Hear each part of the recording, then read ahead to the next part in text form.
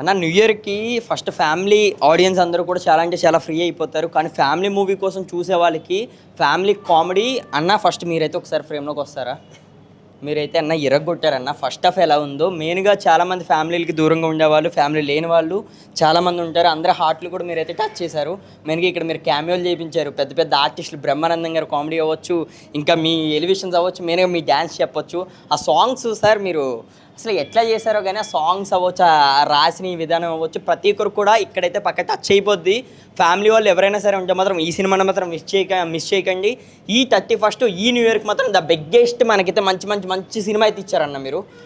మీరందరూ హార్ట్ కూడా కదిలించారు. ప్రతి ఒక్కరు కూడా మీరైతే మిస్ చేయకండి. ఫ్యామిలీతో వచ్చి ఎంటర్టైన్ అవ్వండి. మెయిన్గా కామెడీ కూడా అదిరిపోయింది. ఇంకా చూసుకుంటే మనకి పెద్ద పెద్ద స్టార్స్ అందరూ కూడా ఇక్కడ మెయిన్గా బ్రహ్మానందం గారి కామెడీ అయితే చూసుకోవచ్చు. అదైతే నాకైతే పిచ్చిగా నచ్చింది అనుకోవచ్చు. ఆ లాస్ట్ జరిగిన సిచ్యువేషన్ అవ్వచ్చు, ఇంకా మనకి అందరూ సాంగ్స్ అవ్వచ్చు, ఎలివేషన్స్ అవ్వచ్చు, అదిరిపోయినాయి. మరి మీరు మాత్రం మిస్ చేయకుండా ఈసారి ఒకసారి వచ్చి అయితే చూడండి. మీ అందరూ కూడా హార్ట్లకి అయితే టచ్ అయిపోద్ది. ఒక మంచి ఫ్యామిలీ ఎంటర్టైన్ మూవీని అయితే మాకైతే అందించారన్న. థ్యాంక్ యూ అన్న. Thank you.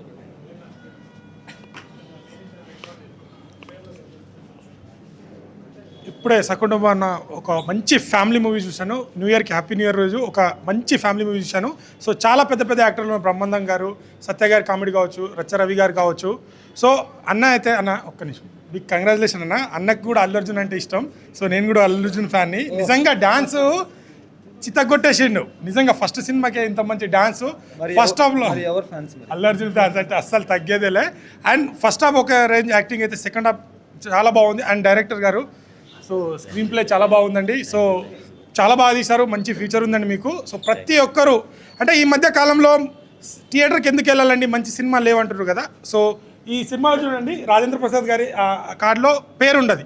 సో ఆ చూడడానికి ఆ పేరు ఎందుకు లేదని దానికైనా చూడాలి మీరు. నిజంగా చాలా బాగుంటుంది. ఎమోషన్ సీన్స్ కావచ్చు, సెకండ్ హాఫ్లో యాక్టింగ్ కావచ్చు, ప్రతి ఒక్కరు చాలా బాగా యాక్ట్ చేశారు. ఇంత పెద్ద సీనియర్ యాక్టర్తోని అన్న అయితే నెక్స్ట్ లెవెల్ యాక్టింగ్ నిరూపించుకున్నాడు. అన్న యాక్టింగ్లో కూడా, డాన్సింగ్లో కూడా.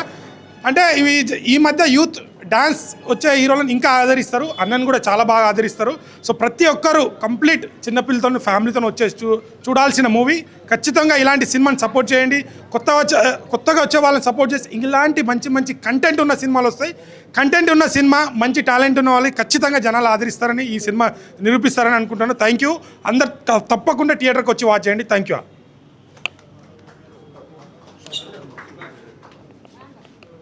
అడిగినా అన్న ఇప్పుడే చూసానన్న సకుటుంబం సినిమా.